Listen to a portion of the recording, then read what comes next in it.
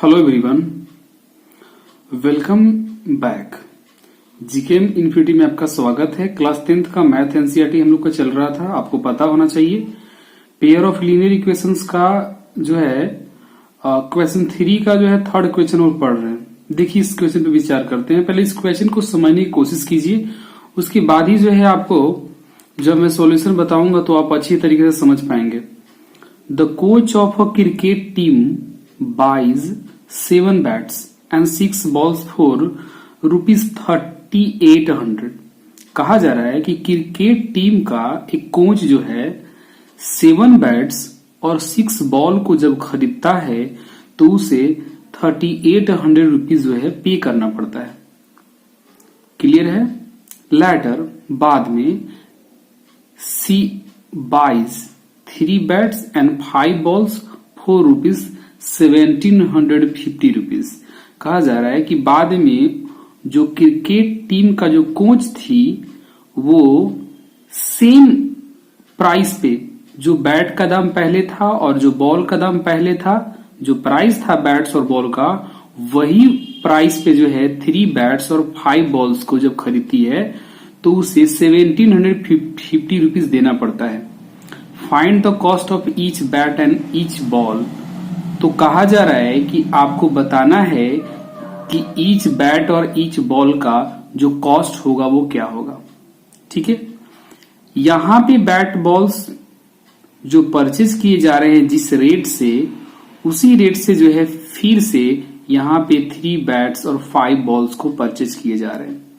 तो 2 वेरिएबल्स इस चैप्टर में ही मेंशन किया गया है, तो हमको एक्स और वाई कोई भी नंबर लेटर MN, ठीक है, PQ, कोई भी आप लेटर जो है 2 वेरिएबल्स में लेकर के लेट करके एज्यूम करते हुए उसके प्राइस के रेट को, है ना, लेट करते हुए आगे आप इस क्वेश्चन को बना सकते हैं।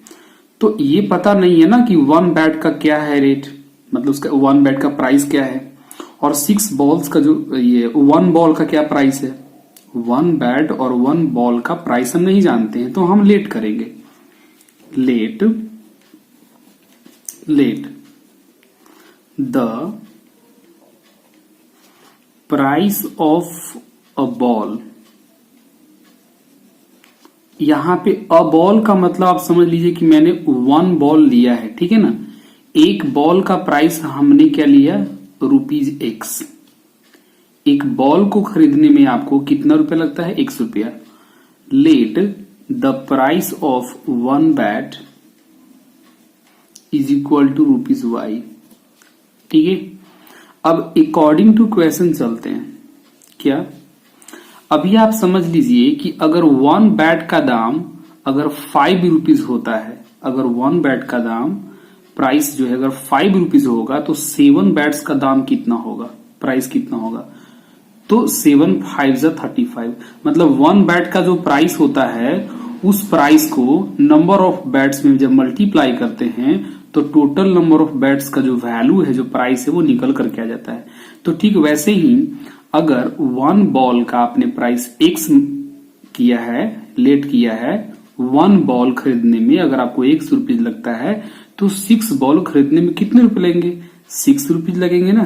तो अकॉर्डिंग टू क्वेश्चन जो है 6X हमारा क्या हो जाएगा, बॉल्स का प्राइस हो जाएगा। 6 बॉल का प्राइस हमारा क्या होगा, 6X हो जाएगा। प्लस अब यहां देखिए 7 बैट, तो 1 बैट को परचेज कर रहे हैं तो ₹Y लग रहा है, तो 7 बैट को जब परचेज करेंगे तो ₹7Y लगेगा।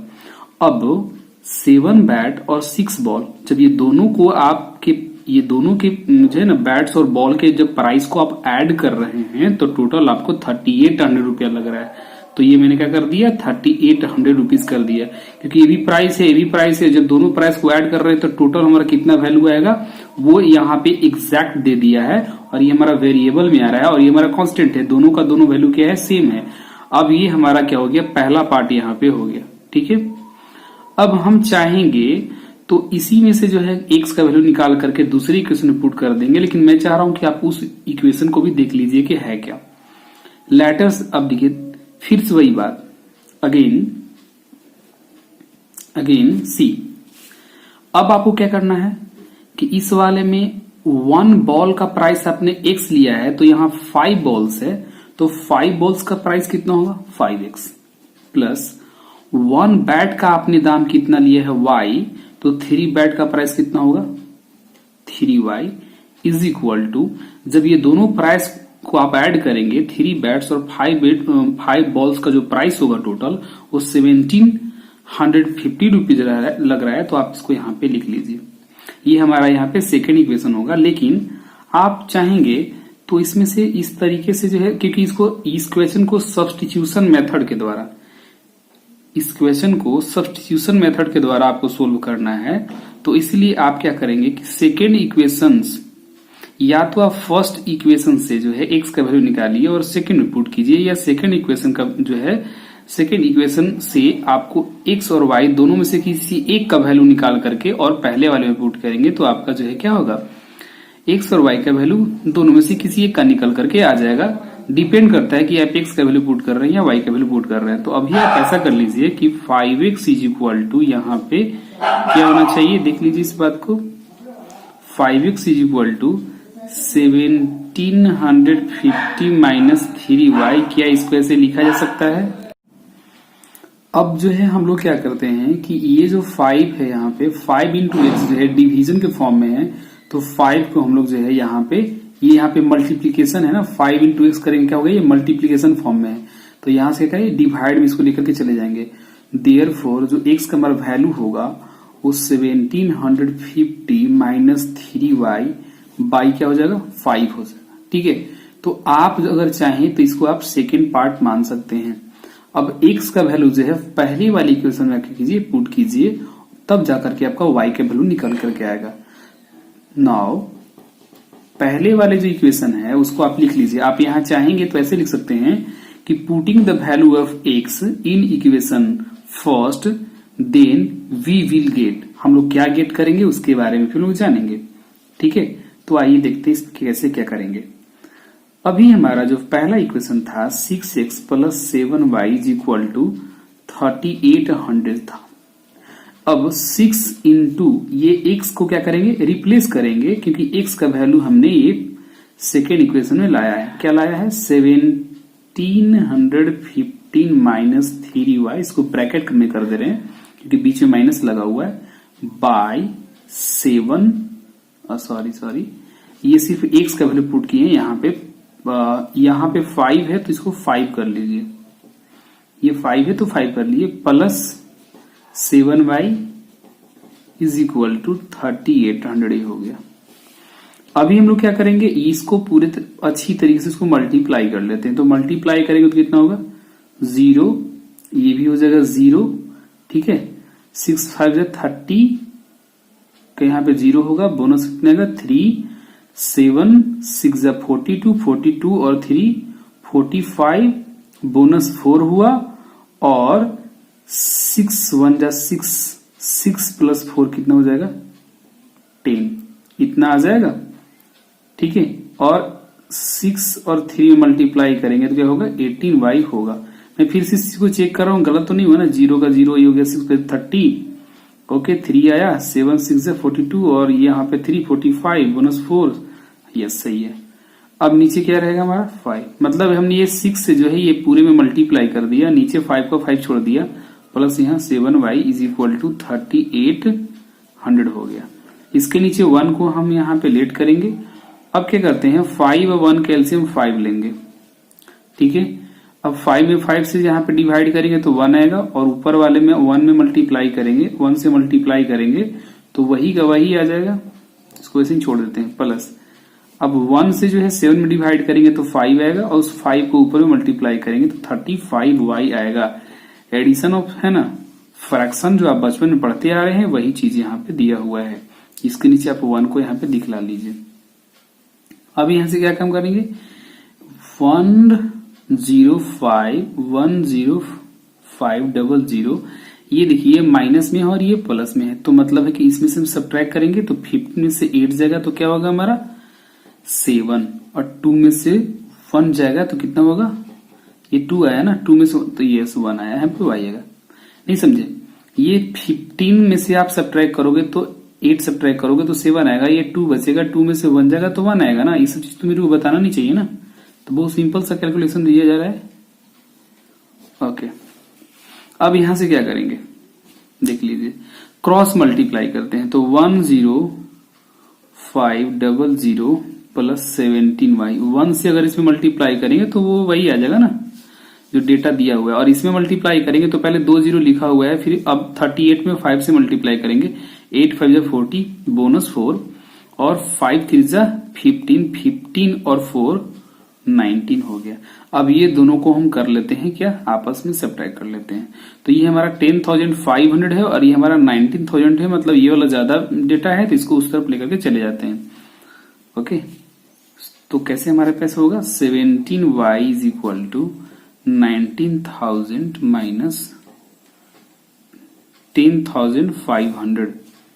ठीक है, 17y इज इक्वल टू 2 0 को तो पहले आप वैसे ही लिख लो, सिमिलर है। तो अब यहाँ पे तीसरा नंबर में यहाँ पे 10 हो जाएगा, 10 में से 5 सब्ट्रैक्ट करोगे तो 5 हो जाएगा। अब ये क्या बचा 8, ये 8 हमारा जो है फोर्थ डिजिट है और यहाँ पे कुछ नहीं है, 0 है, तो यहाँ सिर्फ 8 हो जाएगा।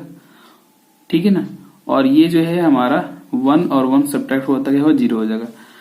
अब ये 17 से जो है 85 को कट करो, तो 17 से जब 85 को कट करोगे तो 5 आएगा, और ये 2 जो 0 है पहले आप इसके ऊपर लिख लो। देयरफॉर y का वैल्यू हमारा कितना हो गया 500 रुपीज। मतलब हमने y किसको लेट किया था, आप यहाँ पे देख लीजिए क्वेश्चंस में हमने क्या किया था, y हमने यहाँ पे लेट किया था 1 बैट का। तो 1 बैट ईच मने क्या होता है, प्रत्येक 1 बैट, मतलब 1 बैट का प्राइस हमारा कितना अभी निकल करके जस्ट आया था 500 rupees. See here y is equal to 500 आया, तो 1 बैट का कॉस्ट कितना आया 500। अब क्या काम करते हैं कि इस y का जो वैल्यू 500 आया है वो हम दोनों इक्वेशन में से किसी भी एक इक्वेशन में पुट करेंगे तो हमारा x का वैल्यू निकल के आएगा। x का वैल्यू निकलने का मतलब कि एक बॉल का प्राइस निकल करके आ जाएगा। ठीक है, तो हम क्या काम कर लेते हैं, देखिए हम क्या यहाँ पे काम करेंगे कि अब नीचे मेरा स्पेस फुल हो गया है तो मैं यहाँ पे साइड में ही इसे बना देता हूं, दिखा देता हूं। इस सेकेंड इक्वेशन को फिर से लिखते हैं, x is equal to 1750 minus 3y is equal to 5। यही था ना हमारा, यहाँ पे y के वैल्यू निकल करके आया है, तो या इस वाले पार्ट में हम y के वैल्यू पुट करेंगे, मतलब इस वाले y को हटाएंगे और y के वैल्यू हमारा 500 आया है तो यहाँ पे 500 से मल्टीप्लाई कर देंगे y 5। 1715 माइनस 1500 मल्टीप्लाई करोगे तो आ जाएगा ना बाई 5। अब देख लिए 1700 में से 15 करोगे कितना होगा 200 बचेगा, और ये 50 वैसे का वैसे ही रहेगा। फिर आप यहाँ पे 5 नीचे रखोगे, इसे कट करोगे कितना होगा 50। Therefore x is equal to कितना हो गया 50 रुपीज। अब आप फाइनली जो है आप बताइए कि वन बैट्स प्राइस जो है वो कितना आया। 1 बैट, आपने बैट किसको माना था y है ना, 1 बैट का आपने y माना था, तो मतलब y के वैल्यू हमारा निकल के कितना आया है 500। तो 1 बैट का प्राइस हमारा 500 रुपीज आया है, और 1 balls price is equal to हमारा बॉल को आपने क्या यहाँ पे लेट किया था ऊपर में, 1 बॉल आपने लेट किया था x को, मतलब x का वैल्यू, तो x का वैल्यू कितना है 50। ये हो गया आपका 50 रुपीज।